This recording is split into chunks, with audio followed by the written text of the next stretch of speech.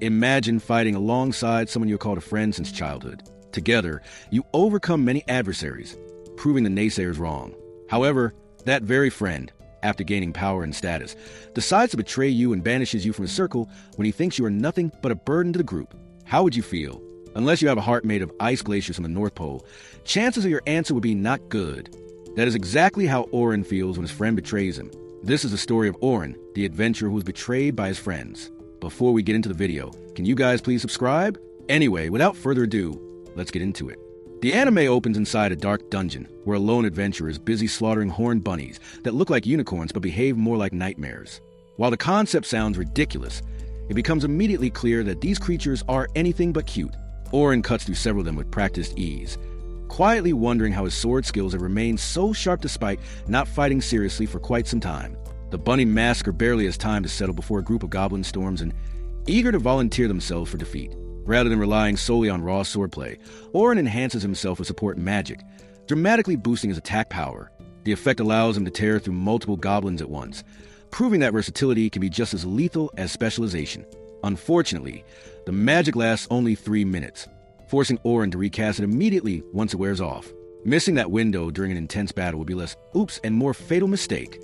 After what could generously be called a productive day at work, slaying monsters for a living, Auron returns to the hero's party mansion, expecting recognition or at least a pat on the back. Instead, he receives something far less pleasant. His childhood friends, now his teammates, inform him that he is being dismissed from the party entirely. The promotion he had unknowingly hoped for turns into a spectacular demotion straight out the door. Naturally, Auron argues his case, pointing out that Oliver's decision-making skills leave much to be desired. Oliver, however, remains unmoved. According to him, Auron is talented at everything but exceptional at nothing. Every member of the hero's party specializes in a single role, attack, defense, or support, and they no longer need a jack-of-all-trades who can do a bit of everything. What they want is a dedicated enchanter capable of delivering overwhelming support magic. Auron had been filling that role out of necessity, not preference, simply because no one else in the clan could. That temporary solution, Oliver explains, has reached its expiration date. To make matters worse, Oliver drops the final blow. The clan already has a new enchanter lined up, and the group has collectively decided that Auron's flexibility is more of a liability than an asset. With nothing left to argue, Auron thanks the clan for their time together and leaves the office without another word. His blank expression speaks louder than any outburst ever could. To vent the frustration of betrayal, Auron does what he knows best. He dives back into dungeon hunting. Though the wound left by his former friends is still fresh, it fuels a new resolve rather than breaking him. Instead of remaining a jack of all trades, he decides to aim higher and become a master of all trades. The idea sounds impossible, but Auron knows his own limits, and more importantly, his potential. He is certain the hero's party made a mistake by letting him go. During a solo raid in a new dungeon, Auron encounters a group of adventurers fleeing in panic. They explain that they narrowly escaped a horde of demons, but abandoned one of their allies in the process. This revelation clashes violently with Auron's sense of justice. Combined with the bitterness of his recent betrayal, it ignites a dangerous amount of rage. Without hesitation, he demands to know where they left their companion, and immediately heads deeper into the dungeon. There, he finds a young girl trapped and surrounded by monsters twice her size, each one far stronger than she is. She maintains a defensive spell, fully aware that both her strength and the barrier have limits. As the shield begins to falter, she calls out desperately for her sister, tears streaming down her face. Her answer does not come from her sister, but from Auron. He cuts through the demons with terrifying precision, acknowledging that enemies of this caliber would normally overwhelm most dungeon raiders. The girl watches in awe as Auron seamlessly combines expert swordsmanship with self-cast support magic, something she has never seen anyone do so effectively. By the time the fight ends, her fear has been completely replaced by admiration, grateful beyond words. The girl introduces herself as Sophia Claudel and offers to repay Auron by treating him to dinner. Initially, he declines in classic shy protagonist fashion, but Sophia's charm proves far too persuasive. They head to a cozy restaurant, where Sophia's older sister soon joins them. The sister, Selma, takes one look at the scene and immediately misunderstands everything. With the reasoning skills of an excited child, she assumes her little sister has brought Auron along on a date. After several painfully awkward exchanges, the misunderstanding is finally cleared up. Sophia explains what happened, and Selma becomes deeply indebted to Auron for saving her sister. Auron, however, reacts very differently. Selma is no ordinary woman. She is a powerful enchantress and the very person who influenced Oliver's belief that the hero's party needed stronger, more specialized support. She was the one who promoted rigid dungeon roles, swordsmen, defenders, and dedicated enchanters. That system revolutionized dungeon raiding, but it also pushed adaptable fighters like Auron out of demand. Ironically, the person responsible for reshaping modern dungeon teams is now sitting right in front of him. Despite this, Auron feels no resentment. After speaking with Selma, he recognizes her as someone who genuinely saved lives by improving how dungeon raids operate, not as someone who stole his place. That realization says a great deal about a character. Selma, in turn, sees potential in Auron. She does not judge him for being dismissed from a hero's party, and instead recognizes his rare versatility. She invites him to assist the Night Sky Silver Rabbits, one of the most prestigious clans in the country, for a single job. Though still cautious after his recent betrayal, Auron accepts, reassured by the fact that he is not officially joining, just helping out. Later, Auron visits a familiar shop owned by an elderly merchant preparing to close for the day. The man allows him to stay, grateful for Auron's longtime patronage during his days with the hero's party. Auron admits that he will no longer be as valuable a customer now that he has lost his status. The old man simply reminds him that status never mattered. What mattered was that Auron was the same person who had walked into the shop for the first time all those years ago. That reminder gives Auron a renewed sense of hope, and with it, the resolve to move forward into the next chapter of his life. The next episode opens with Auron meeting the leader of the Night Sky Silver Rabbits, where he is briefed on an upcoming expedition. The plan involves pushing down a dungeon level 51 with a massive party that includes an unusually high number of rookies. While experienced members are supposed to provide support, the explanation does little to ease Auron's concerns. Auron is known for his ability to read between the lines, and in this case, the lines might as well be glowing red. Sending rookies that deep into a dungeon, even with veterans backing them up, sounds less like a training mission and more like a pre-written incident report. The situation becomes even more suspicious when he learns how generous the pay is. His instincts are practically screaming that something is wrong, but at this stage in his life, things have already gone so badly that he figures they cannot realistically get much worse. With that grim optimism, he agrees to join the expedition under his new clan. Unbeknownst to Auron, Selma has already spoken with the Silver Rabbit leader beforehand and informed him that Auron has been cast aside by his previous party. She makes it clear what she thinks of that decision. In her view, the hero clan must have been severely impaired to consider someone like Auron a liability. Selma explains that she understands Auron's abilities better than most. While his support magic may be slightly below average in raw power, his casting speed more than compensates for it. On top of that, his instincts and ability to assess situations instantly are exceptional. The fact that many of the spells he uses are entirely his own creations only further proves his talent. Selma argues that people like Auron are easily overlooked by fools, but their true value is obvious to anyone with real intelligence. She compares him to a diamond placed in the hand of a child, pointing out that as someone that immature, a priceless gem and a random rock hold the same value. Vince Briers agrees with her assessment and adds that the hero clan is likely in for a rude awakening when they finally realize how badly they misjudged their own strength. The following day arrives, and Selma is visibly pleased to see Auron join the expedition. She gathers a large group of rookies and delivers a rousing speech meant to boost morale, though her method is, at best, questionable. She announces that Auron, formerly of a hero clan, will be accompanying them and casually mentions that he has reached dungeon level 94. The rookies immediately explode with excitement. Auron, however, is far less enthusiastic. He confronts Selma and points out that the claim is misleading, since he did not reach that depth on his own. He also makes it clear that the last thing he wants is to be publicly associated with the hero clan. Selma, being a seasoned leader, counters that maintaining rookie morale is more important than strict honesty. She explains that a slightly bent truth increases confidence, which in turn increases the odds of mission success, making everyone's life easier in the process. Auron finds himself unable to produce a convincing counterargument, and by then, the damage is already done. He is ultimately assigned to a team of 3 rookies for the expedition. The trio immediately declare themselves the best rookies in the entire clan and confidently announce their grand ambitions. From Auron's perspective as a veteran, the only conclusion he can reach is that they are suffering from a severe case of overconfidence. The team leader is a young man named Logan Hayward, followed by the energetic Caroline, and finally the shy but familiar Sophia. During the expedition, the first monsters they encounter are a pair of oversized wolves, which promptly blunder into one of Auron's spell traps. How none of the rookies detect the wolves beforehand remains a mystery rivaling the Bermuda Triangle, especially given that they are supposedly trained for exactly this scenario.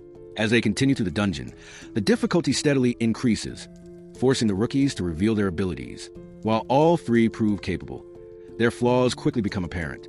Logan, in particular, behaves less like a commanding leader and more like a stressed-out child venting his frustrations whenever things go wrong. Eventually, The party reaches their objective for the day, and everyone returns safely. The next morning, Oran wakes up only to discover that his former party has metaphorically shoved yet another middle finger in his direction. The Hero Clan has publicly announced that they have acquired a new enchanter and have officially parted ways with Oran. The announcement feels less like a professional separation and more like a public execution of his reputation. Needing to clear his head, Oran heads out and unexpectedly encounters another familiar face, Luna. She attempts to convince him to return to the party, insisting that not everyone agreed with how things were handled. Oran refuses, explaining that his former teammates did not simply let him go, they humiliated him. While Luna may be one of the few good things about the clan, one person alone cannot overturn the will of the entire group. With that, Oran parts ways with her as well. The next episode opens with Oran making his way toward the Night Sky Silver Rabbits expedition site, his mood noticeably somber. His thoughts are consumed by the same fear that has haunted him since morning. How his peers and the rookies would now perceive him after the explosive article that dominated the front page. Until yesterday, he had managed to keep the truth buried, but now the entire world knew. The report revealed that he had not left his previous party by choice. He had been expelled. Worse still, it openly declared that his banishment was due to his weakness. Oran fully expects the rookies of the Night Sky Silver Rabbits to regard him with suspicion and doubt. When he finally arrives and greets them with a strained smile, his fears are quickly confirmed. The rookies return his greeting with far less enthusiasm than before. Even the most oblivious observer could tell that they had learned the truth overnight and no longer looked up to him as they once had. The tension in the air is unmistakable.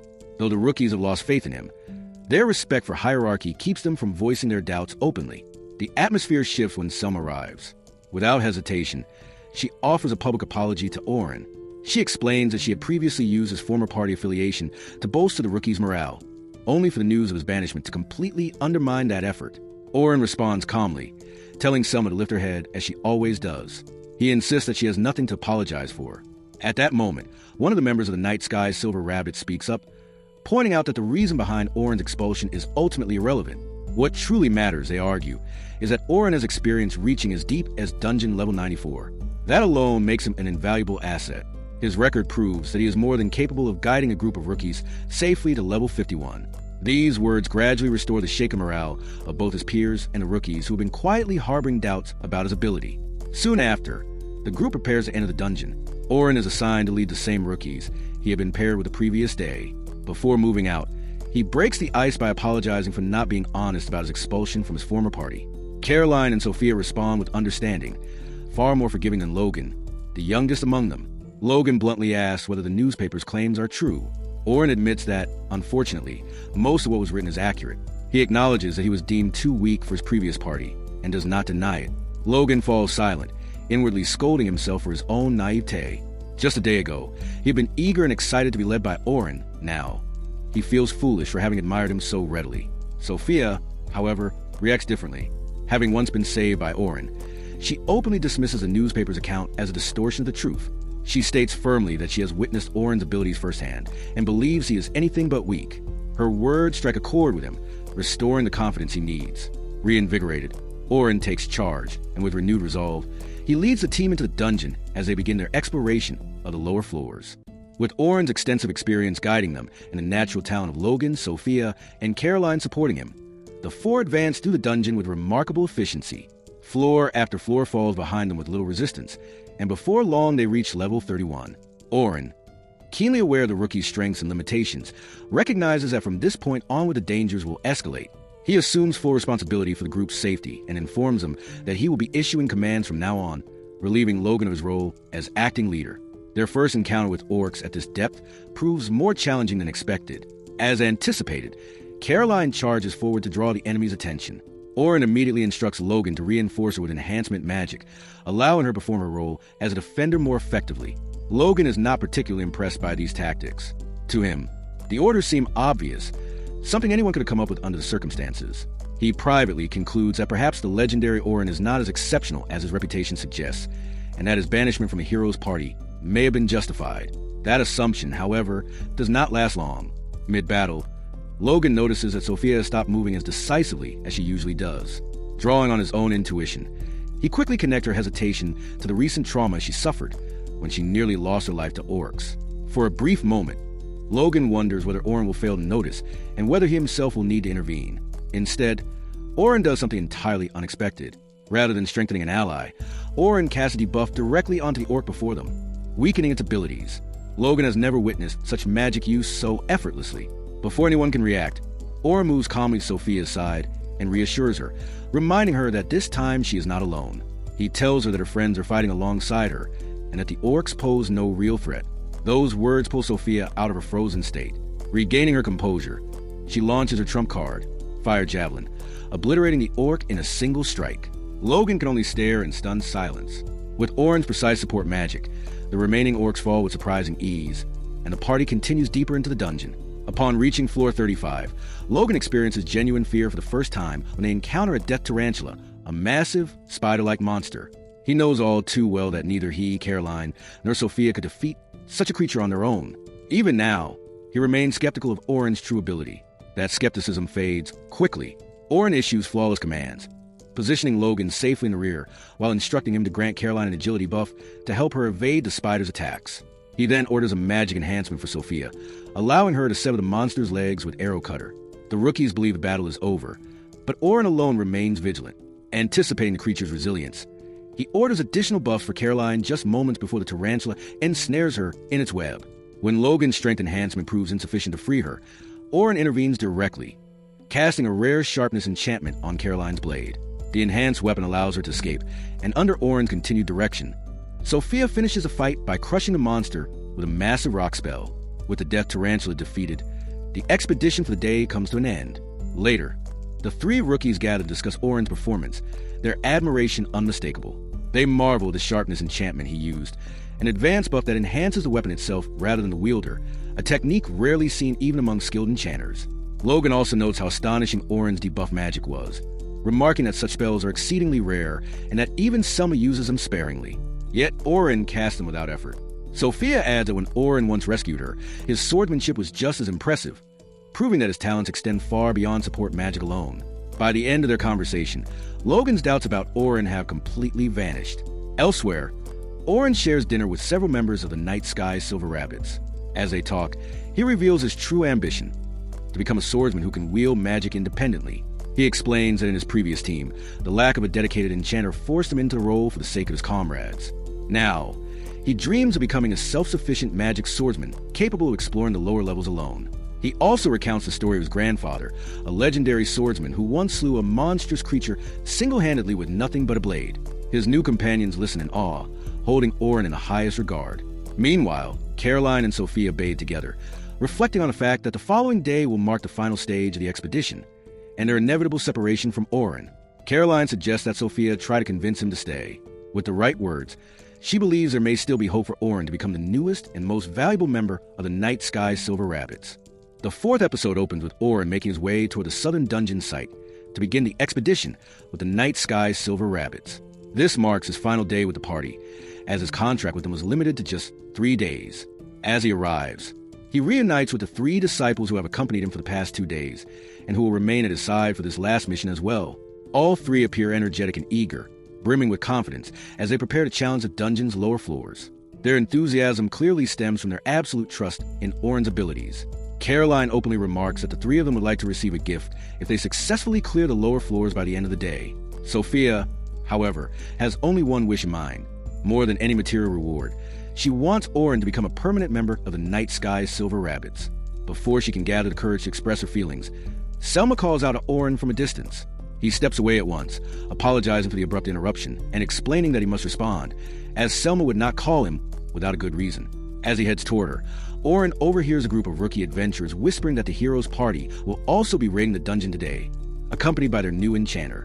According to rumors, they plan to begin their expedition on a floor as deep as the 92nd. The news strikes Orin as illogical. From his perspective, introducing a new member should warrant starting at a much safer level rather than plunging straight into the dungeon's inner depths. After a brief moment of consideration, he dismisses the thought and continues on his way, reminding himself that the hero's party is no longer his concern. Meanwhile, on that same day, the hero's party is already far within the dungeon, accompanied by their newly recruited and supposedly powerful enchanter, Philly Carpenter. Their leader, Oliver, raises the party's spirits by declaring that they will conquer the dungeon in no time now that Orin is no longer holding them back. He further reassures them that, with such a formidable enchanter now on their side, victory is all but guaranteed. The scene shifts back to 2 days earlier, to the moment when the new enchanter, Philly, is introduced into the den of the hero's party. To celebrate the addition of what Oliver proudly calls a powerful new member, he hosts a lavish feast. With the exception of Orin, only one person is missing from the gathering: Luna, the sole member of the party who had consistently valued Orin's contributions. Throughout the feast, the conversation revolves around a single topic. The party repeatedly claims that their true potential had long been suppressed by Orin, whom they now dismiss as nothing more than dead weight. With Philly now on their side, they confidently declare that nothing will stand in their way as they prepare to clear the Southern Gate dungeon. They praise Philly's extensive experience, emphasizing her record of reaching the 100th floor of the Western Dungeon as proof of their assured success. The celebration is abruptly interrupted when Luna rushes into the den, clearly distressed. She demands to know what is happening and why Orin is now working with the night sky's silver rabbits. Her words leave the room in stunned silence. The idea that a supposedly weak enchanter like Orin could be recruited so easily by such a renowned party baffles them. Luna immediately voices her objections, questioning what could have happened while she was away from town. Anelli hastily fabricates a story, claiming that Orin chose to leave the party of his own accord. This explanation leads Luna to briefly wonder if Orin had simply given up on them. Derek, the party's defender, is far more blunt. He states that Orin was deemed too weak to remain a member of the hero's party, and explains that Oliver and the others decided to cut him loose if they were ever to clear the deeper levels of the Southern Dungeon.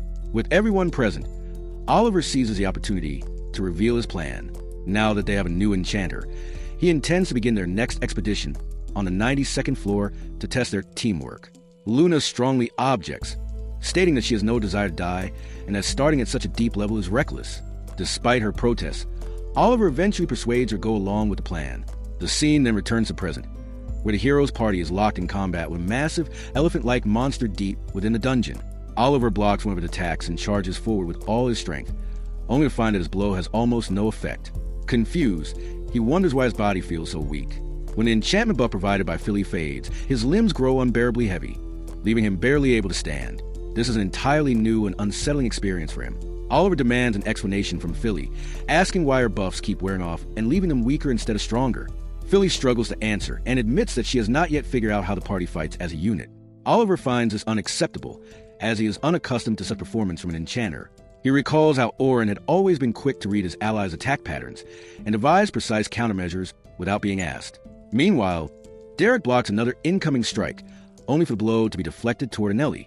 He is shocked at how difficult it is to defend against such a basic attack. Anelli fires a spell at the monster, but the damage is negligible, no more effective than tossing popcorn at a healthy adult. Frustrated, Oliver orders her to stop holding back and attack with the power she normally displays. Anelli, however, admits that she cannot understand what is wrong with her magic. Growing desperate, Oliver asks Philly to reapply her buff to Anelli, which she does. Even so, Anelli's next attack remains just as weak and ineffective. Oliver then tells Philly to read the flow of battle and determine their next move, only for her to reply that she is unable to do so. Oliver is taken aback, believing that reading the battlefield is an enchanter's responsibility. In reality, it had never been Philly's role at all. Orin had been performing that function for the team all along. Without realizing it, the party had become completely dependent on him. As the fight drags on, Oliver still cannot explain his own weakness. By all logic, the support magic cast by Philly should have been far stronger than Orin's. Yet, faced with the harsh reality of battle, the difference between theory and experience becomes painfully clear. Luna is the first to fully grasp what is truly happening to the party. Just as she is about to explain the reason behind their sudden weakness, an ominous presence descends upon the battlefield. Without warning, the Black Dragon appears. At this point, Oliver completely loses his composure. Everything rapidly begins to spiral out of control. The Black Dragon does not leave the boss area. Yet, for reasons unknown, it casually approaches the party as if merely stretching its wings. A faint sense of heroism still lingers within the group. After all, they had defeated this very dragon once before, even when the odds were stacked against them. However, that victory had been achieved with Orin at their side. Still refusing to acknowledge the significance of Orin's role, the party chooses to confront the Black Dragon once more, this time relying on their new enchantress. Before long, it becomes painfully clear that this was a fatal miscalculation and all hope quickly fades. Realizing they stand no chance, the party hastily devises an escape plan. Luna activates a rare artifact capable of transporting all party members to an upper floor of the dungeon, although doing so would force them to face a different boss. It is far preferable to certain death at the hands of the Black Dragon. A portal opens, but the group hesitates for too long. Seizing the opportunity, the dragon spreads its wings and enters the portal before any of them can react. Derek is the only one momentarily relieved, believing that they are now safe. Luna immediately shatters that illusion, pointing out that the Black Dragon has been transported to a floor typically occupied by weak bosses. This means that countless adventurers currently on that level are now in mortal danger. After taking the time to heal her allies, Luna begins to explain the true reason behind their current struggles as they move to intercept the dragon and save the other adventurers. First, she explains that Auron was a master strategist, capable of formulating flawless battle plans in mere moments. Second, despite the apparent weakness of his enchantment magic, Auron had developed several additional forms of magic that had been supporting the party all along without their awareness. Luna gives a clear example, stating that one of Auron's spells affected weapons and equipment rather than people. This meant that even when standard buffs expired, their swords and shields remained unnaturally light, preventing the crushing fatigue they were now experiencing. As a result, the team had never gradually weakened during prolonged battles. Furthermore, Auron had been exceptionally skilled at compensating for allies who possessed resistance to buff magic. Oliver, in particular, could not be enhanced for more than a minute by conventional means. Auron had countered this limitation through refined techniques and deep understanding rather than raw spell power. Luna then reveals Auron's greatest secret. He had created an original spell capable of increasing a person's offensive potency by more than 50 times.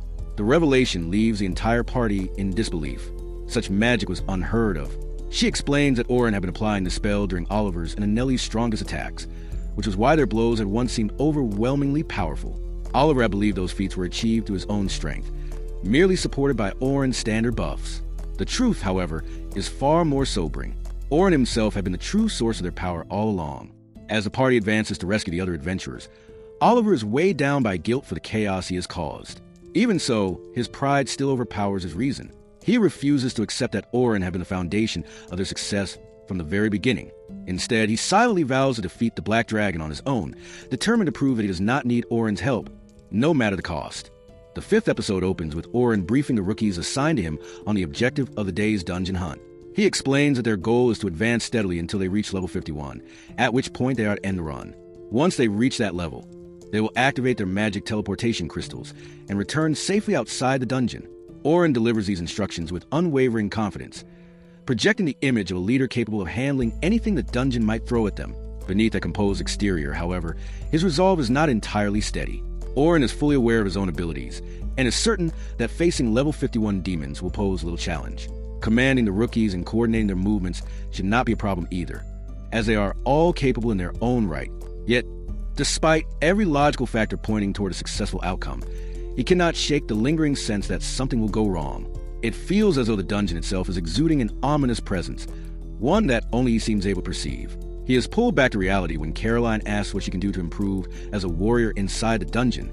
Auron advises her to hold back more often, reminding her that, as a defender, she should not be rushing headlong into battle. He explains that she tends to act too independently and needs to start thinking as part of a team rather than as a lone fighter. Logan agrees with Auron's assessment and adds that Albert, one of the most respected members of the Night Sky Silver Rabbits, had always emphasized teamwork above all else. Caroline acknowledges that a defender is supposed to stay back, but she insists that she rushes forward only to protect her comrades by keeping monsters at a distance from her teammates. She adds, with a dull expression, that Albert died while defending a defender, when it should have been the other way around. The look on her face convinces Auron that she has touched upon a painful memory from her past. Though curiosity stirs within him, he understands that it is not his place to pry into her private life. Instead, he simply tells her that they will all need her today. The reassurance lifts her spirits. Sophia and Logan then ask what they should focus on to become stronger. Auron responds with a detailed and critical analysis of their strengths and weaknesses, offering guidance that proves genuinely helpful to both of them. Their discussion is interrupted when Selma approaches Auron. Having overheard their conversation about Albert, she remarks that he was someone the Night Sky Silver Rabbits could always rely on, and that his absence has left the organization desperate for someone equally competent. Auron replies calmly that he hopes the organization finds what it is searching for. Selma, seeing through his evasiveness, tells him to stop playing dumb and asks directly what he thinks about permanently joining the Night Sky Silver Rabbits. Auron remains firm, reiterating that he has no intention of joining any organization. He adds that the Night Sky Silver Rabbits do not need a second enchanter, especially when they already have the best enchanter on the continent in Selma herself. Though disappointed by his answer, Selma respects his decision and ultimately comes to terms with it. All of the rookies and senior members of the Night Sky Silver Rabbits assemble as Selma steps forward to address them. She delivers a rousing speech outlining the day's objectives, rallying the group and reinforcing the resolve before the dungeon raid begins. To ensure wider coverage of the dungeon, the organization divides into multiple teams, each consisting of 6 to 10 members. Oren's team, however, is assigned only 4 people, himself included. This immediately unsettles Sophia, who voices concern that such a small group could be dangerously exposed. Logan, on the other hand, interprets it as a sign of confidence in their abilities, suggesting that the organization trusts these 3 rookies more than the rest. Oren acknowledges that Logan may not be entirely wrong, but he explains that the real reason lies in dungeon strategy. Splitting into smaller units allows for more efficient exploration, and once teams regroup, they can share the intelligence they have gathered. He adds that this ability to divide and reconverge is precisely why large organizations like the Night Sky Silver Rabbits hold a decisive advantage over newer, smaller parties. Caroline then remarks that since Oren has already ventured into the lower floors, he must possess extensive knowledge of the dungeon. The others grow visibly excited and bombard him with questions about what lies below. The onslaught becomes so overwhelming that Oren eventually has to stop them, unable to answer everything at once. As they descend deeper into dungeon, an unsettling realization sets in. The area is eerily empty. Oren's earlier sense of unease resurfaces, stronger than before. He reasons that the monsters that normally inhabit these floors seem to be avoiding the area, as if frightened by something far more dangerous. While they discuss this possibility, a monster suddenly emerges. Judging it to be weak, Caroline charges forward, eager to end both the threat and her growing boredom. Oren attempts to stop her, immediately recognizing that the monster is far stronger than it appears. His warning comes too late. Forced to intervene, he casts a debuff enchantment to slow the creature down, creating an opening that allows Caroline to finish it off. Once the danger has passed, Oren sternly reprimands her, reminding her that a defender is meant to be the core of the team. If that core becomes reckless, the entire formation collapses. Caroline apologizes and Oren accepts, choosing instead to turn the moment into a lesson. He introduces her to the concept of active defense, explaining that it involves closely reading an opponent's movements before they attack. For a dodge-based offender like Caroline, mastering this technique could be invaluable.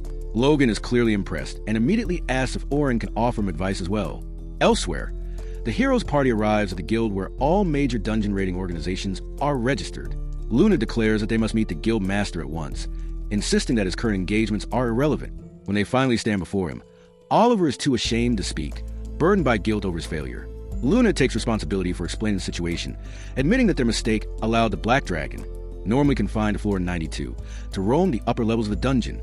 Its current location is unknown. Given the danger, Luna demands immediate mass teleportation of all dungeon raiders, warning that every life inside the dungeon is at risk. One of the Guildmaster's advisors cautions against such a drastic measure, noting the enormous mana cost and suggesting an emergency meeting instead. Luna firmly rejects the idea, arguing that there is no time for deliberation. Back in the dungeon, Logan presses Oren for guidance on debuff magic. Oren advises him to focus on mastering standard enchantments first, explaining that debuffs require extensive knowledge. Each monster possesses different resistances, and effective debuffing depends on understanding exactly which type of magic a target is vulnerable to. He adds that as monsters grow stronger, the effectiveness of debuffs diminishes significantly. As an alternative, Oren demonstrates how enchantments can be used to set traps, emphasizing that securing their rear allows a team to advance far more confidently. He also offers Sophia advice, telling her that rather than relying on a single powerful spell, she should learn to cast multiple spells simultaneously. This would allow her to maintain constant pressure instead of becoming a liability while charging a high-level attack. Meanwhile, the Guild Master and the Inner Council begin gathering mana to initiate a forced teleportation of all raiders in the southern dungeon. During the process, it becomes clear that the Council places full blame on Oliver and intends to eliminate the Black Dragon themselves once everyone is evacuated. Though hesitant, Luna ultimately agrees and assures them that her party will take responsibility for slaying the dragon. Back inside the dungeon, the Night Sky Silver Rabbits regroup. They have not yet encountered the Black Dragon, but they prepare to face the final boss of the day on dungeon level 51. The rookies are instructed to stand aside and observe, as only Oren, Selma, and the veteran members will participate in the battle, turning it into a live lesson for future encounters. Oren leads the charge. Using his keen analytical insight, he targets the monster's quadriceps, crippling its ability to advance. When it attempts to retreat, he deploys trap magic to cut off its escape route. This allows Selma and the other veterans to attack relentlessly, bringing the creature down with ruthless efficiency. Moments later, another enemy emerges, a massive crab-like monster. Once again, Oren moves first, activating a powerful enchantment known as Impact, which amplifies its attack strength more than 100-fold for a brief instant. The strike pierces straight to the monster's claws, rendering it incapable of fighting back. Oren reflects briefly that the spell is essentially a loophole he discovered while experimenting with ways to strengthen his otherwise weak magic. The rest of the team finishes the creature without difficulty. Elsewhere, the heroes' party marches toward the southern dungeon under direct orders from the guild master, preparing for the confrontation with the Black Dragon. Luna admits that their only real chance of victory lies in convincing Oren to join them, despite his exile and the humiliation he once suffered at their hands. In the end, the fate of everyone now hinges on Oren and the choice he is yet to make. The 6th episode opened with Selma announcing to the entire group that their 3-day expedition to level 51 of the southern dungeon had finally come to an end. She reported that everyone, from the rookies to the senior guild members, had performed flawlessly, allowing them to reach such a dangerous depth without a single casualty. It was a remarkable achievement for the veterans and an invaluable learning experience for the newcomers. The party's morale was high, and excitement could be seen on every face. Amid the celebration, Oren reflected quietly. He believed his time with the Night Sky Silver Rabbits was nearing its end. The clan would continue to thrive without him, and he felt it was finally time to pursue his personal goal of becoming a fully self-sufficient warrior, one capable of fighting as both an attacker and an enchanter. He also felt a wave of relief wash over him, realizing that the ominous feeling he'd been carrying was nothing more than paranoia. That sense of calm shattered in an instant. Without warning, a portal opened before the group, and the Black Dragon emerged. The overwhelming pressure radiating from his presence caused even the strongest warriors, Selma included, to tremble. A single question echoed silently through everyone's mind. How could the Black Dragon have appeared on this dungeon level? Selma felt the crushing weight of leadership settle upon her, yet fear left her momentarily frozen. Although Oren had faced the Black Dragon before, he too was shaken. Still, unlike the others, he managed to steady his thoughts and formulate a plan. He reasoned that since the true boss of the dungeon level had already been defeated, escape was possible. His idea was to run past the dragon and use the crystal to teleport everyone outside the dungeon. However, the flaw in his plan became immediately apparent. Countless rookies stood behind him, fighters who had no hope of keeping pace with him. Any attempt at escape would demand unacceptable sacrifices. To make matters worse, Selma herself was still struggling to move under the dragon's oppressive aura. Realizing this, Oren resolved that it was his responsibility to protect everyone in that moment. Gathering his resolve, he took command and instructed Selma to cover him as he charged toward the dragon. Responding at once, Selma ordered the defenders to form the front line, while an enchanter erected a massive magical wall to shield the rookies from the dragon's incoming attack. The barrier, however, was clearly insufficient. Noticing its weakness, Oren reinforced it using his magic, Impact, strengthening the wall just enough to withstand the Black Dragon's blast. Seizing an opening, he counterattacked, rushing straight toward the dragon's neck. He amplified his strike by over 100-fold with his enchantment, unleashing a devastating blow. For a brief moment, everyone believed it might be enough. When the dust settled, that hope was crushed. The dragon emerged completely unscathed. Even in the face of such despair, Oren calmly told the companions not to lose hope, insisting that he still had a plan. With that, he charged once more at the Black Dragon, deliberately drawing its attention away from the rookies, fully aware that they stood no chance against such a monstrous foe. Selma watched in horror, fearing she was about to lose yet another friend to the dragon, having already lost a valued guild member Albert to it in the past. Meanwhile, Oren skillfully invoked a rare spell known as Deflection, redirecting one of the dragon's own attacks back at it. Logan could not hide his astonishment. He realized he had never seen such magic before. Not even Selma was capable of performing it. Yet, despite being struck by its own power, the Black Dragon emerged once again without a single wound, proving that the battle was far from over. Oren realized that defeating the Black Dragon without taking extreme risks was impossible. He acknowledged that he could barely keep pace with the creature unless he was willing to push himself far, beyond his limits. To stand even a chance against it, he decided to rely on one of his original techniques. Fully aware that doing so would place an enormous strain on his body, he activated high-level enchantment magic, boosting all of his stats at once. Selma immediately took notice. She recognized the spell as an advanced technique that enhanced every physical and magical attribute simultaneously, one that required exceptional precision and control to execute. Yet she also understood its critical limitation. As an enchanter, Oren should only have been able to reinforce each stat twice. What he did next defied all logic. Oren cast the same enhancement spell 4 additional times, stacking it until the stats were amplified 5-fold. Selma could hardly believe her eyes. Under normal rules, recasting a spell merely refreshed its duration rather than increasing its potency. And yet, there was no denying the result. Oren's power had multiplied dramatically. Even Selma, widely regarded as the greatest enchanter on the continent, had never witnessed anything like it. With his enhanced abilities, Oren resumed his assault on the Black Dragon. He moved with such evasive speed that the creature struggled to track him. When it nearly struck him midair with a sweeping tail attack, Orin suddenly stepped onto an invisible foothold, sharply changing direction to evade the blow. This maneuver was not magic, but a unique innate ability he had possessed since birth. Spotting an opening, Orin lunged forward and struck with his sword, combining his fivefold enhanced stats with multiple enchantments: impact, sharpness up, and durability up. The blow finally landed with force, cracking the dragon's armor for the first time. Though the creature was far from defeated, the damage was undeniable. Selma watched in stunned disbelief. A human was standing alone against the black dragon, and not merely surviving, but actively pressing the advantage. She quickly realized that joining the fight would only hinder Orin. For now, the best course of action was to hold back and ensure the safety of the rookies and the remaining guild members. The tide soon shifted. The black dragon roared as dark, ominous energy engulfed its body. It unleashed a relentless barrage of lightning bolts toward Orin. Although he evaded most of them with expert precision, one attack eventually struck true, knocking him out of the air and slamming him to the ground.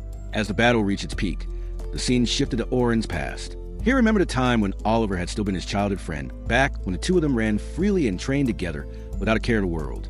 One day, after returning from training outside their village, they discovered a nightmare waiting for them. Their home had been overrun by a bandit horde, and countless villagers had been slaughtered. Still children, Orin and Oliver were forced to bury the dead themselves. It was in that moment that Orin had sworn never to be weak again. He had vowed to grow strong enough to protect the people he loved. The memory faded, and the scene returned to the present. Facing the black dragon once more, Orin recalled that vow with renewed determination. He also thought of his former teammates. Though they had been far from exceptional, each of them had served a purpose. Taking on all those roles alone would be difficult, but he refused to let that burden slow him down. More than anything, he wanted to become truly self-sufficient. With renewed focus, Orin expertly dodged the dragon's lightning attacks and retaliated with Fire Bullet. Moments later, he activated trap magic, unleashing a barrage of flames through his technique known as Raise and Repeat. Finally, in a decisive move, Orin invoked Divine Flash, a technique Oliver was known for. Unlike Oliver's brilliant yellow version, Orin's Divine Flash was pitch black. He further amplified it with Impact, forcing the attack through the dragon's counterstrike and landing a clean hit. At the very last moment, however, the black dragon interposed its tail. Instead of severing its neck, the attack cleaved to the tail instead, tearing it from the dragon's body. Though the battle was not yet over, the outcome had been irrevocably changed. Orin realized he was fighting on his last reserves of strength. With his body failing and no room left for hesitation, he made a desperate gamble. For the first time, he combined Thundershock with Impact. The resulting strike slammed into the black dragon midair, forcing it to crash to the ground. Even then, the creature refused to die. The ferocity of the battle had reached its limit. Under the strain of repeated high-output attacks, Orin's sword finally shattered from the sheer intensity of the clash. Without hesitation, he released the broken weapon and prepared the final trump card he had been holding in reserve. He invoked Destruction. An overwhelming mass of mana converged, shaping itself into an enormous blade. Even without any external amplification such as Impact, the spell stood among the highest tiers of S-rank magic. Gripping the mana-forged sword, Orin charged straight toward the dragon. The black dragon retaliated by unleashing a relentless storm of lightning. Despite the attacks actively homing in on him, Orin skillfully employed deflection, redirecting each strike and forcing them off course. Pressing forward through the chaos, he waited for the slightest opening. When it appeared, Orin struck. He swung the destruction blade and layered it with impact and weight increase, amplifying the blow to its absolute limit. The attack cleaved to the dragon's defenses, and at last, the black dragon was slain. As the creature fell, the overwhelming pressure dissipated. Relief swept through the battlefield, and surviving adventurers rushed toward Orin, scarcely believing that the nightmare had finally come to an end. The 7th episode begins with Luna and the hero's party rushing straight to the dungeon, hoping to reach the black dragon and defeat it as instructed by the High Council. However, just before reaching the dungeon, they all witness teleportation magic taking place, only to discover that the black dragon has been teleported outside. The hero's party immediately takes guard in hopes of confronting it, but they soon realize that the dragon has already been defeated. None of them can bring themselves to believe that the dragon was slain by someone else, as they have always considered themselves the strongest of the strong. Luna then notices that several others have also been teleported behind the black dragon, including Orin and all the rookies he has been working with. She is the first to realize that Orin is badly damaged, as if he has been in a life-and-death battle. However, the remaining people appear completely fine, as though they have just returned from a relaxing vacation at the beach. This leads to only one conclusion. Orin has taken on the black dragon alone and has actually won. The boss that no one has been able to defeat and that has claimed the lives of countless adventurers has been single-handedly defeated by Orin. Luna rushes toward him to heal him, but Orin declines the offer, seemingly implying that he no longer needs the help of a party that has betrayed his trust. Rejecting the offer, He simply tells Luna to take care of what remains of the Black Dragon. He then walks away from the site, and Derek attempts to stop him, demanding an explanation as to how someone so weak could defeat the Black Dragon. Luna, however, stops Derek, telling him that he has already done enough to offend Auron. This wounds Derek's pride, and the already insecure warrior launches himself straight toward Luna. Unfortunately for him, Luna is far more powerful. She casts a spell at Derek that immediately restricts his movement, effectively ending the fight before it can even begin. Oliver then intervenes, urging him to break it up, admitting that he himself still cannot bring himself to believe just how powerful Auron truly is. Later that night, Sophia has to write a report on what she has learned from Auron during the 3-day expedition. She is described as blushing at the idea of writing the report because it is nearly entirely about Auron himself. It is noted that he has taught her how to be courageous when confronted with fear, how to cast her first high-level spell, and that he has also fought very effectively. Despite needing to write, she has not written a single word yet and is instead simply thinking about Auron and blushing. Not long after, her elder sister Selma comes into the room, as she shares the same room with Sophia, and collapses onto the bed. The day is said to have taken its toll on her, since they had to defeat the Black Dragon, and she also had a great deal of work afterward following the entire fiasco. Sophia tells her that even if she is feeling down, she should at least take a shower before going to bed, insisting that hygiene should always remain a top priority. This does little to convince the burnout Selma, who responds that she will take a shower tomorrow. Sophia then says she is even willing to join her in a bath if that is what it takes to convince her. After a bit more persuading, they both end up in a warm bath, where Selma finally expresses what has been troubling her. Selma tells her little sister Sophia that witnessing Auron take on the Black Dragon has been unlike anything she has ever seen before. She states that he is truly a marvel of a man. Yet the experience is also depressing for her because the things he performed are at such a high level that she cannot even begin to grasp them. It has only made her realize what she sees as her own incompetence. She is described as not being the kind of woman who gets jealous like other petty enchanters. However, as someone regarded as one of the strongest enchanters on the continent, she feels it is her moral duty to at least keep up with someone like Auron. Still, she is fully aware that a huge gap now exists between them. Sophia then tells her that she has been able to understand the things Auron did while fighting the Black Dragon. This surprises Selma, who becomes curious about what Sophia has learned from him. Sophia proceeds to explain all the basic things that Auron executed with perfection during the battle. Selma realizes that although Sophia may not have grasped the deeper level of mastery Selma herself was hoping to understand, she has perfectly understood what she was meant to at her own level. Selma then realizes that her little sister is nothing short of a genius, which makes her feel even more depressed about herself. Sophia responds by hugging her elder sister and reminding her that she is the person Sophia respects the most, insisting that Selma is definitely more impressive than she believes. These words are said to relieve the burnout and depress Selma more than anything else in the world could. The next day, Auron wakes up in excruciating pain from his last battle, as he has been very badly beaten up, and has also used a huge number of spells in a single fight, something he has never done before. It is described that he has to constantly use pain relief enchantments to endure it all. Nevertheless, he cannot stay in bed forever, so he gets up, only to be greeted by Selma first thing in the morning. They have breakfast together, during which Selma tells him that her higher-ups want to meet with him. Since Auron does not have much to do after the 3-day expedition, he decides to go with her and meets her superior. The man cuts straight to the chase and asks Auron if he wants to join their clan, the Night Sky Silver Rabbits. He explains that Auron will not only be joining them, but will also become a lieutenant of their strongest party. Auron reflects that most people would immediately accept such an offer, but his fear of betrayal by someone close to him makes him decide to take extra time before reaching a decision. The man also informs him that the Adventurers Guild wants to see him. After leaving the Night Sky Silver Rabbit's den, Auron heads straight to the old man's shop, the same place where he previously received valuable advice. He tells the old man that he has received a new job offer, but feels reluctant to accept it because he fears being used and then discarded.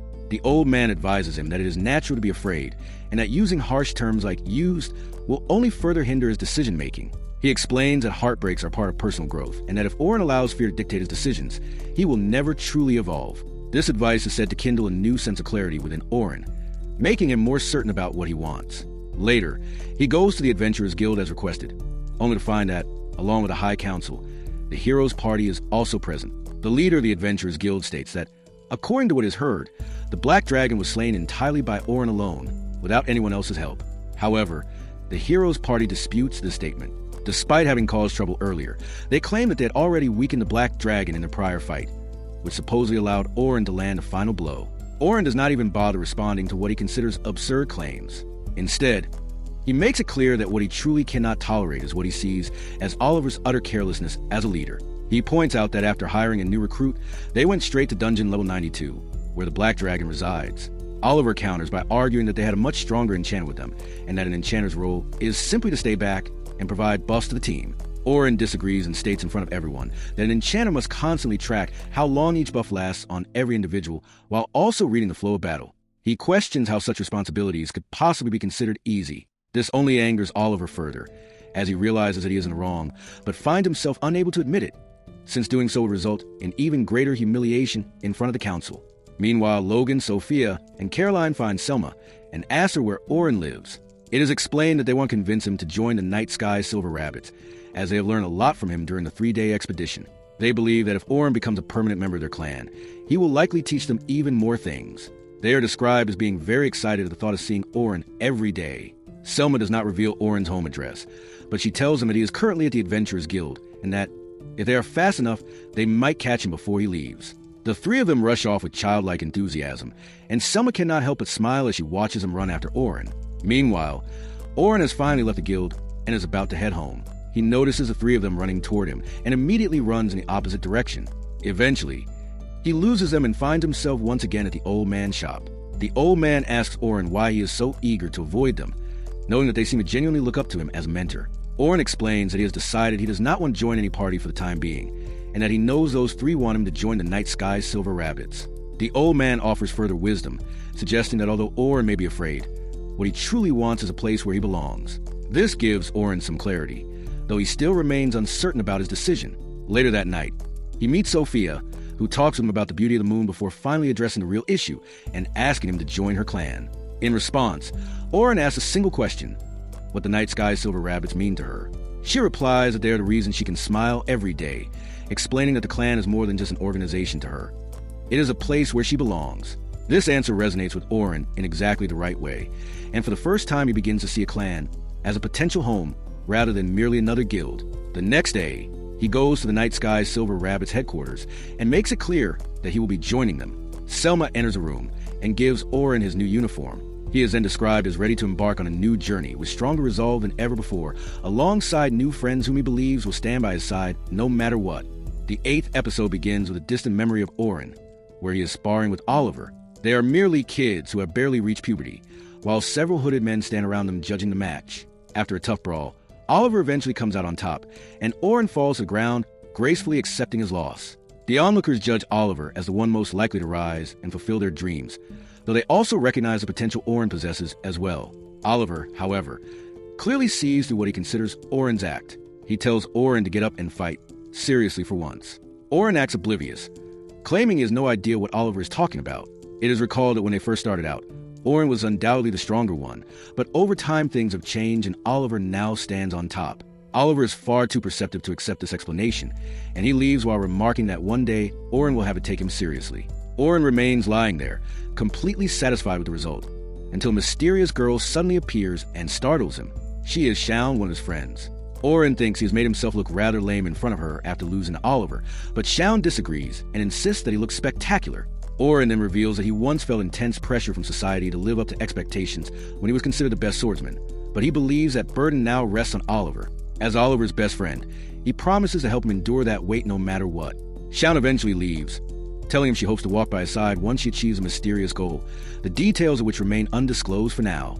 Sometime later, the Guild Master of the Southern Continent reports to his superior about a very peculiar phenomenon that has occurred recently. He explains that someone has been strong enough to take on the Black Dungeon Dragon alone and actually win the fight. The leader is pleased to hear the news, as the Black Dragon had claimed many lives in the past and had been a hindrance to dungeon expeditions. He also remarks that whoever faced the Black Dragon alone must have been truly suicidal.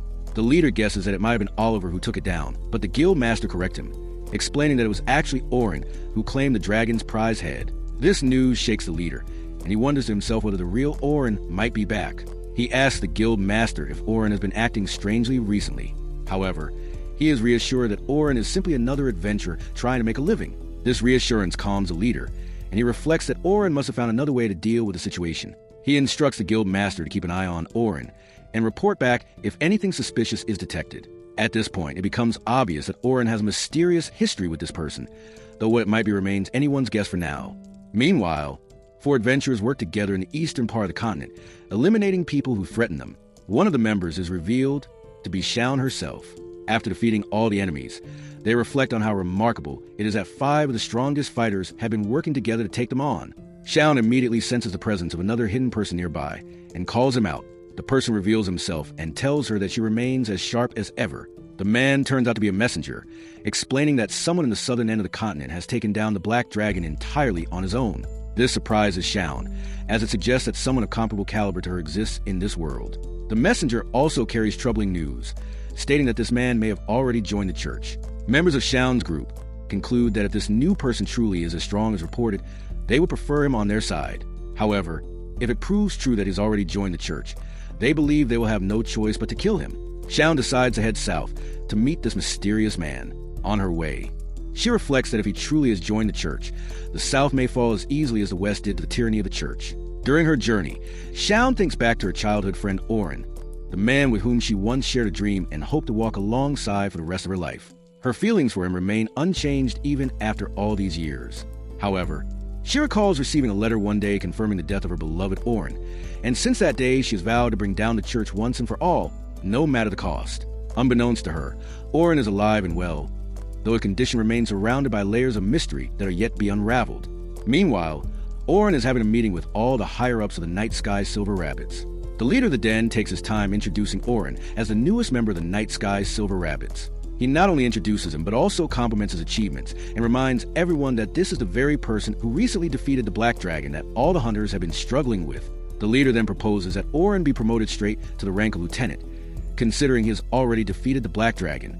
However, this requires a 2/3 vote of approval from the other lieutenants, which is why they are all gathered at the table today. Before the voting can commence, one of the members of the Night Sky Silver Rabbits interrupts the leader, saying he has an important question for Oren. The leader allows it, and the member turns toward Oren with a solemn and serious expression. He tells Oren that his achievement on the field is undoubtedly second to none. However, he explains that being a member of the Night Sky Silver Rabbits, a special lieutenant, is not just about having great power. It is about sacrifice. He asks whether Oren is willing to risk his life for the clan and give everything he has to it. Oren takes a moment to reflect and replies that he cannot risk his life for the clan. This causes the entire table to second-guess his presence, with some wondering whether he is even fit to be part of the clan, let alone become a lieutenant.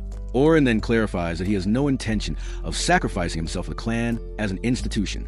However, he states that he would do anything to keep his comrades safe, including laying down his life when the moment demands it. He explains that this is different from risking his life for the clan itself, which could involve loyalty to matters such as profits or political maneuvering. His response impresses everyone at the table, and they deem him a worthy member. The voting then commences, and Oren receives the majority needed to become a lieutenant.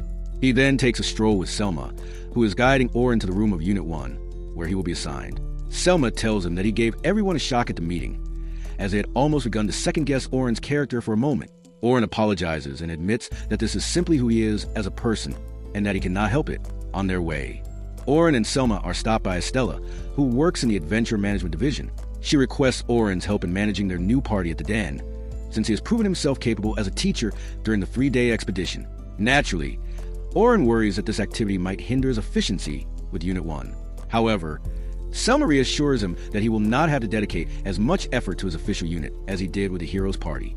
In fact, she explains, there is even a limited number of times an adventurer can enter a dungeon per month in this clan. Oren agrees to take on the task, and Estella promises a hand over the documents later. They eventually reach the room where all the members of Unit 1 are gathered. Most of them have accompanied Oren on his 3-day expedition involving the Night Sky Silver Rabbits. Regardless, they introduce themselves one by one. The first member is Rain Hugwell, who is a mage and the eldest member of the unit. The second member is another female, Lucretia Otis, who serves as a healer. The only other male member in the group besides Oren is Savory, who acts as a defender. Lastly, Selma herself is identified as the enchanter of the group. To comply with formality, Oren also introduces himself at the end.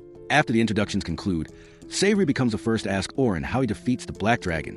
In response, Oren explains that the cornerstone of his success essentially boils down to 2 original spells that he creates on his own. He says that the first spell is called Impact, which increases the effectiveness of his attacks momentarily by over 100 times. He explains that the second spell can be cast multiple times and boosts his support magic by over 32 times. Oren further confesses that he has to develop these original spells because he cannot use spells that are ranked among the more mid-powered tiers. The reason remains a mystery to him, but through his knowledge and obsession, he manages to find other ways to compensate. The party around him is not judgmental at all. Instead, They remain supportive and believe that one day he will be able to perform higher tier spells as well. Savory then proposes that there should be a huge welcome party to celebrate Auron's arrival at their Denver. However, Auron raises a far more serious issue that needs to be addressed. He explains that he has lost his primary sword and must first obtain a new one. The remaining party members grow worried, as they believe that forging a proper replacement could take days.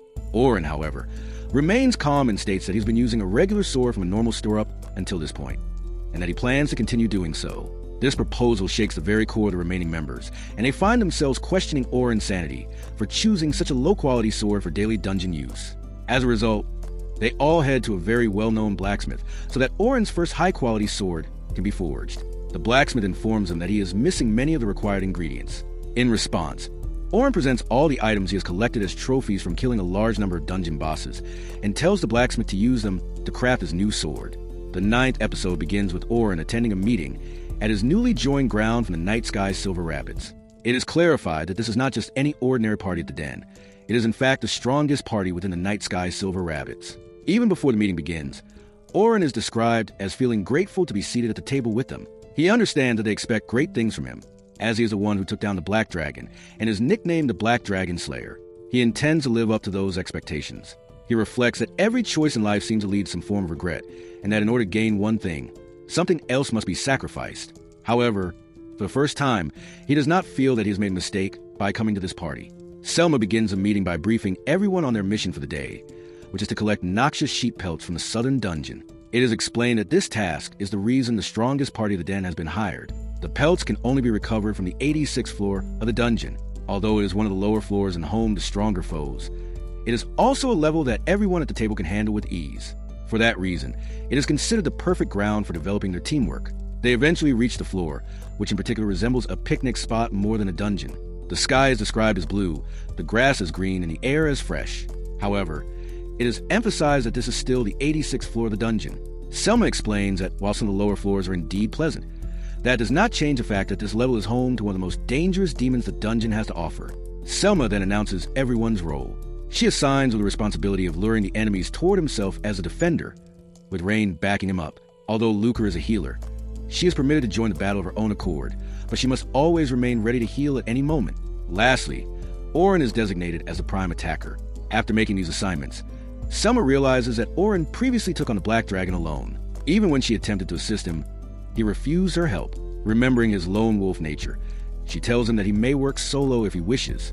However, Auron expresses that he is excited to work with the party and wants to improve his teamwork with them rather than continue fighting alone. As they're having this heartfelt conversation, a huge fire cannonball suddenly appears out of nowhere. Selma is described as being lost in her thoughts, reflecting on Auron and how impressive he is. However, Auron is portrayed as always being on guard. He decisively evaded the attack and cast a spell to protect his teammates as well, earning himself serious aura points. They soon realize that although the enemy has launched his attack, it has carefully concealed his position, giving it the upper hand in the battle. Fortunately, Lucre possesses a special ability that allows her to trace remnants of magic. It is explained that she can use this ability to locate the position of the foe hiding from them, and she manages to do so successfully in this case. As the foe is revealed, Will, the defender of the team, is the first to charge at it.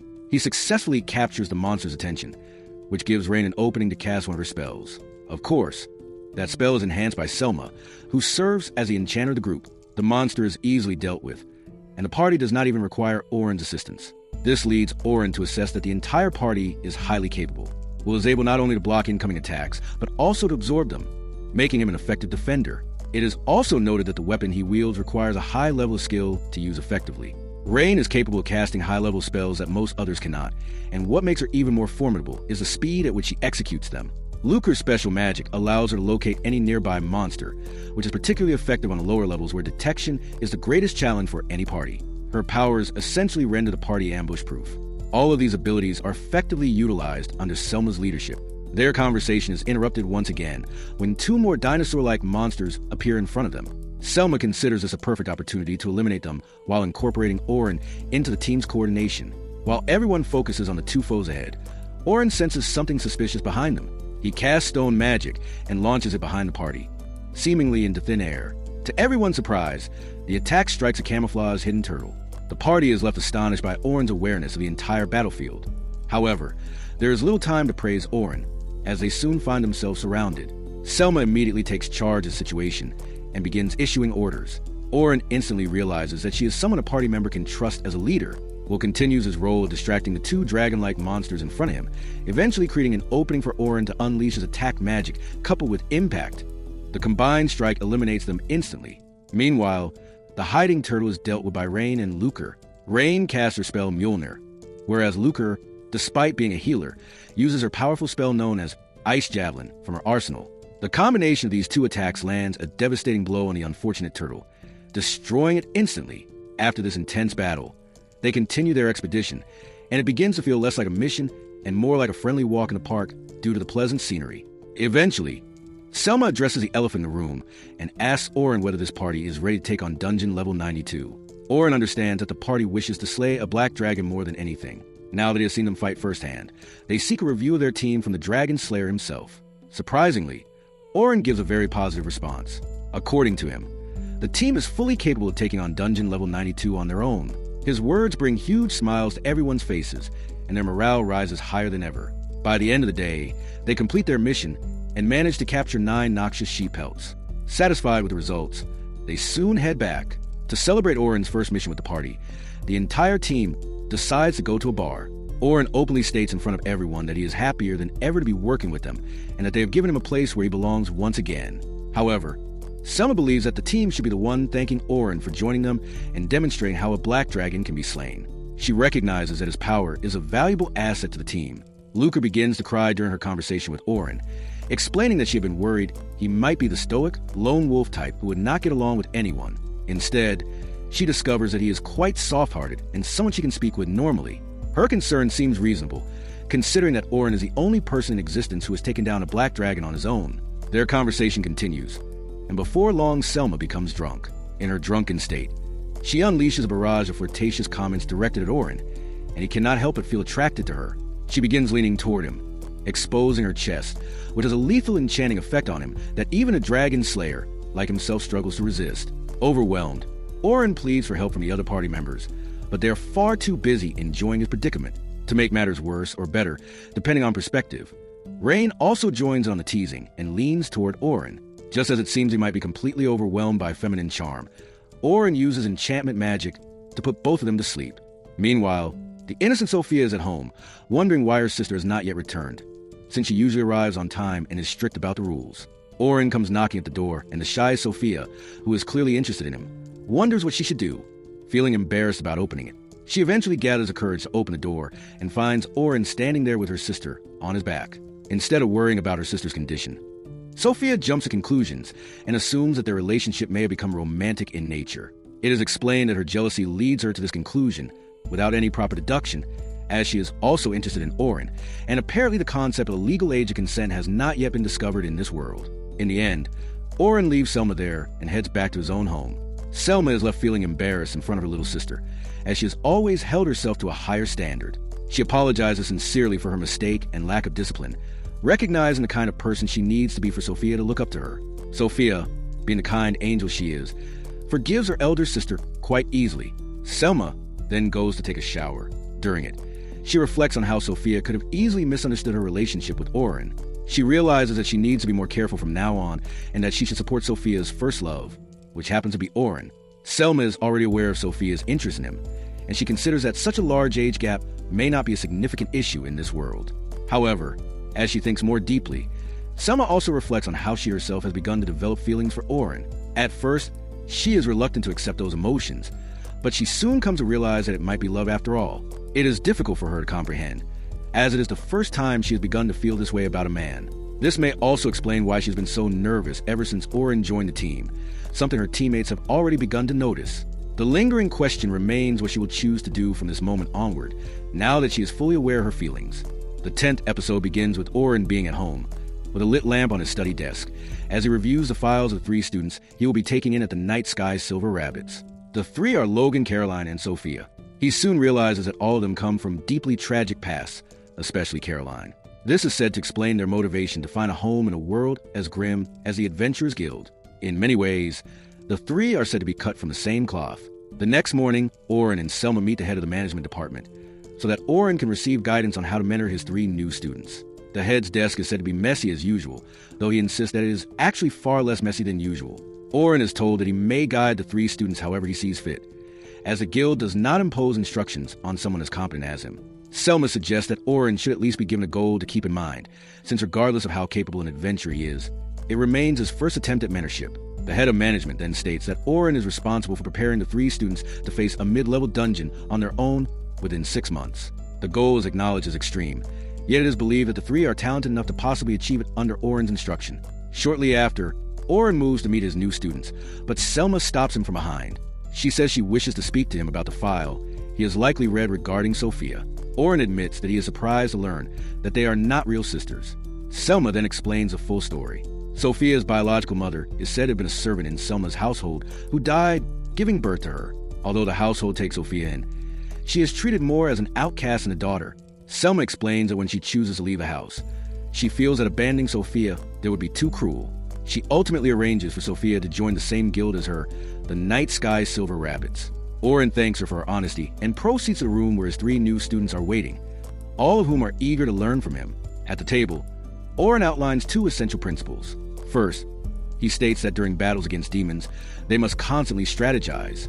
They are instructed to remain calm under pressure and operate at their highest intellectual capacity. Even the most powerful spells, if used at the wrong time or in the wrong way, are said to be easily countered, making it crucial to stay mentally sharp.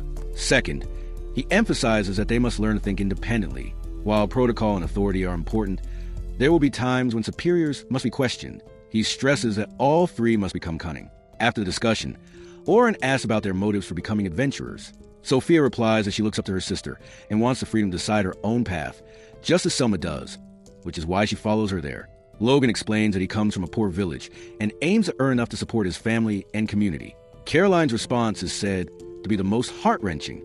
She states that she wishes to become an adventurer so that the people around her can keep smiling, because smiling people have never harmed her. Her answer unsettles even Oren. Oren then tells all of them to keep their reasons for fighting in mind at all times. He explains that dark times lie ahead and that their very souls will be tested. Under such harsh circumstances, it is vital to hold onto one's reason for fighting, as it gives people the strength they need to navigate the adversity at hand. The 3 of them then shift the conversation to Oren and ask why he became an adventurer. Oren reflects on his past, thinking about how he once lost everything, and replies that his goal is to become stronger because he never wants to lose anyone important to him again.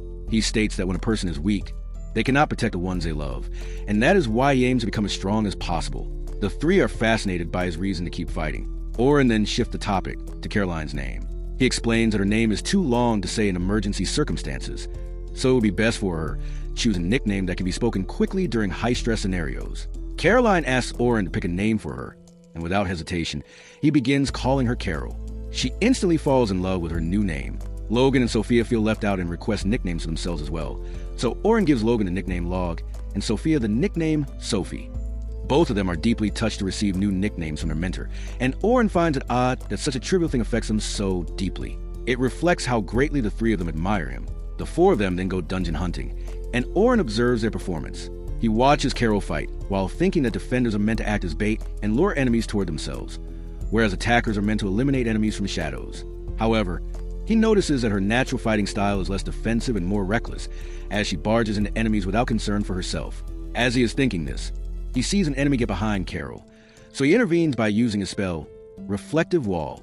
He then slices a wolf with his sword and asks Caroline why she was not more cautious in her approach. Carol replies that she has everything under control and demonstrates that she has the ability to avoid healing herself instantly. In reality, she is practically immortal, as no matter how fatal the wound, she regenerates immediately. Oren reflects that this very ability is the same thing that has cursed her life. She was taken in by the Sickleman Church long ago, and they conducted numerous experiments on her, fully aware that she could regenerate. Eventually, Carol was saved by Albert, who later dies at the hands of the Black Dragon, further deepening her emotional wounds. Her trauma explains why she has no concern for herself. Oren tells her to look at her allies and asks whether they appear happy after she cuts herself. Carol is shocked to see that both Sophie's and Logan's faces are pale, even though her wounds heal quickly. Oren hugs a tormented Carol and tells her that she needs to start taking better care of herself. He explains that the pain she feels is not hers alone, as her comrades feel it within themselves as well. He then continues to embrace the budding adventurer and assures her that no one is going to hurt her from now on. This reassurance calms the young Carol, as these are the words she never knew she needed to hear. All of them then head back to the guild, and Orin has the three of them training intensely. Carol is taught how to dodge more effectively. Logan works on improving his spear skills, and Sophie is instructed to cast her spells at specific targets while simultaneously performing calculations in her head. Eventually, their training session comes to an end. Carol and Sophie then decide to take a bath together. They both remark that Orin is a real monster when it comes to training. During their bath, Carla and Estella join them. The group has a pleasant time together, during which Sophie becomes slightly insecure about her breast size. Meanwhile, Orin visits the blacksmith shop, where he finally receives a sword forged from the scalp of the Black Dragon. Holding his newly crafted blade, he swears that from this moment onward, he will not allow any of his friends to die. The 11th episode begins with Orin slicing an ominous undead demon in half right down the middle. His comrades then come over to talk to him about his form, and it is noted that Orin is most pleased. He has recovered completely since the Black Dragon incident, and the new sword made by Araran is one of a kind. Orin explains that he completely understands why the Night Sky Silver Rabbits hire that particular blacksmith to make all of their weapons. Aside from the old man putting everything into forging a weapon for the mighty Black Dragon Slayer himself, all the ingredients used to craft the blade are also of the highest quality. Practically speaking, there's hardly a chance for the weapon to turn out mediocre. The team expresses excitement about Orin's new weapon and asks what he will name it. Orin chooses a very bizarre and unique name for his first true weapon, calling it Schwarzhaze. None of his teammates understand the reasoning behind such an unusual name, so Orin elaborates on it himself. He explains that the word literally means black rabbit. His teammates argue that perhaps a word meaning dragon would suit the sword better, since it is, after all, made from the scalp of a dragon. However, Orin, being a sensitive person, explains that the sword also marks the beginning of his journey with the Night Sky Silver Rabbits, and therefore the name feels more fitting to him. The team members remain hopeful, as dungeon level 91 has been cleared, and it is time to head home. Selma announces that the next time they return they will be facing the Black Dragon again, so she stresses that everyone should rest well and be at the top of their game in 3 days. As they leave the dungeon, Selma speaks privately with Orin about the 3 students he is teaching. Orin reports that they have already almost cleared the upper floors entirely on their own. Selma is surprised to hear how quickly they are learning, recognizing that it is a testament both to Orin's teaching and to the natural talent of the students themselves. Later that day, Orin visits the old merchant to speak with him. The old man warns him to stay on guard the next time he heads into the southern dungeon, explaining that there are dangers lurking in the depths beyond the demons themselves. He reveals that the mysterious group known as Amunthot has been very active. Some of their members have reportedly been sighted in the dungeon, and they have already killed several adventurers, together with the Cyclamen Church. This organization is said to terrorize the world of adventurers by killing them while preaching the belief that dungeons should not be cleared. The reason behind their actions remains as mysterious as their location. Regardless of their motives, it is clear that they pose a serious threat. The Adventurers Guild has taken a political stance by ensuring that news of the murders remains hidden, believing that revealing the truth would only cause panic and lead to even greater loss of life. Meanwhile, the members of Orin's party reflect on the battle awaiting them on the 92nd floor of the dungeon. Rain remembers Albert, who bravely died there in the grasp of the Black Dragon, and she expresses a hope that he is watching over the team from heaven as they prepare to defeat the dragon this time.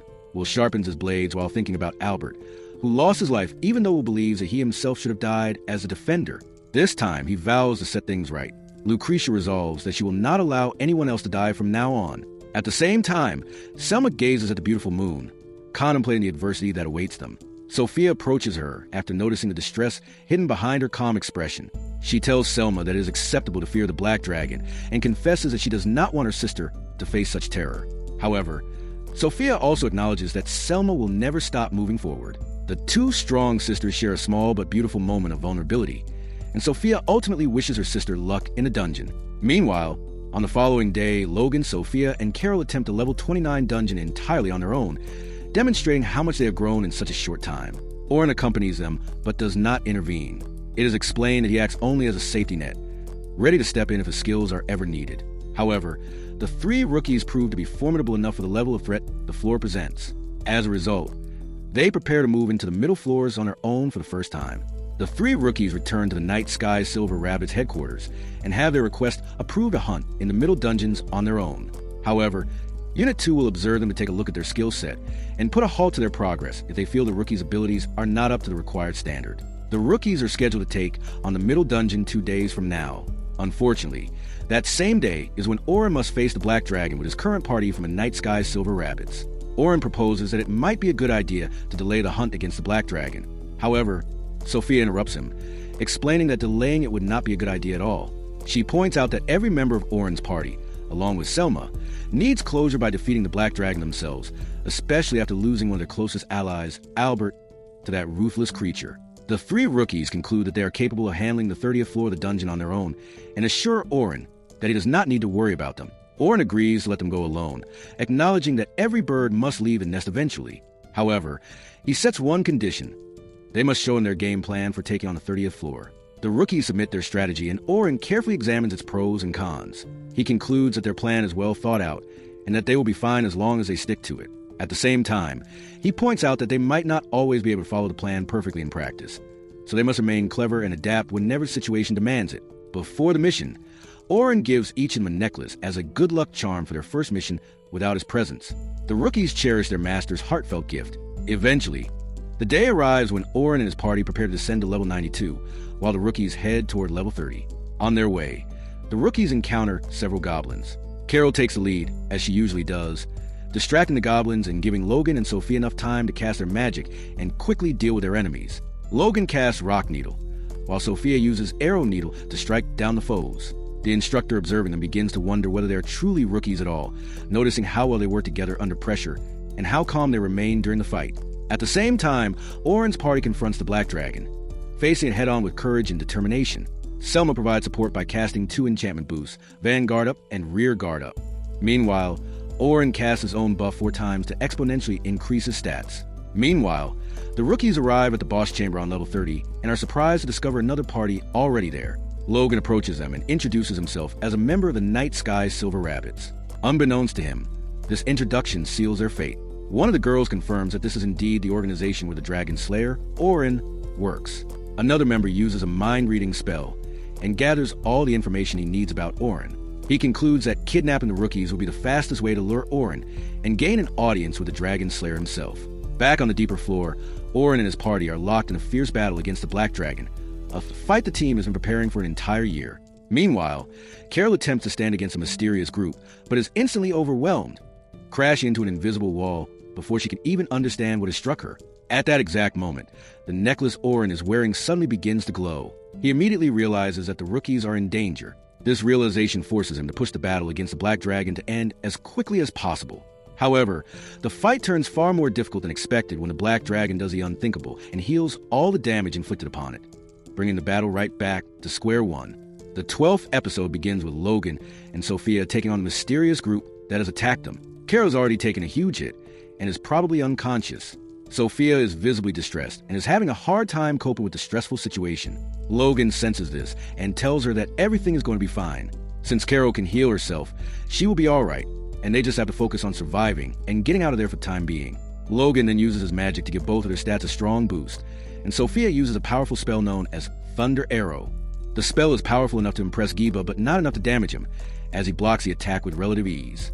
The two of them make a run for it, while Giba tries to catch them. Logan makes use of this scenario to catch him off guard, and traps him in a massive rock using his magic. Given the power of their opponent, Giba easily manages to break free. Logan is astonished by this, and is caught off guard. Giba grabs Logan and slams him onto the ground. Sophia is left devastated, as she realizes that Logan is about to be killed. Logan makes one last desperate attempt to save his life, and tells his enemy that he is supposed to be used as bait, so there is no point in killing him. However, one person from Giba's group tells him not to hold back, as only one of the children will be enough to lure out Oren. Just as a final blow is about to be struck, Sophia awakens her special ability for the very first time. Using this power, she grabs Giba and slams him into a wall. After that, she heads straight to Logan and begins healing him. Giba's allies are less worried and more annoyed that it is taking him so long to deal with 3 measly children. This wounds Giba's pride, and he vows to take them down as quickly as possible. Meanwhile, Oren and his party are engaged in a serious battle against the Black Dragon. Oren decides that he has to end the fight quickly, as the students cannot remain in danger any longer. Since their last encounter, he has developed a new spell that he now reveals, known as Stance 1, Mont Eins. His sword grows in size, wrapped in a black aura. He charges at the dragon fiercely without any hesitation and strikes with Divine Flash. Selma is amazed at how powerful the spell truly is.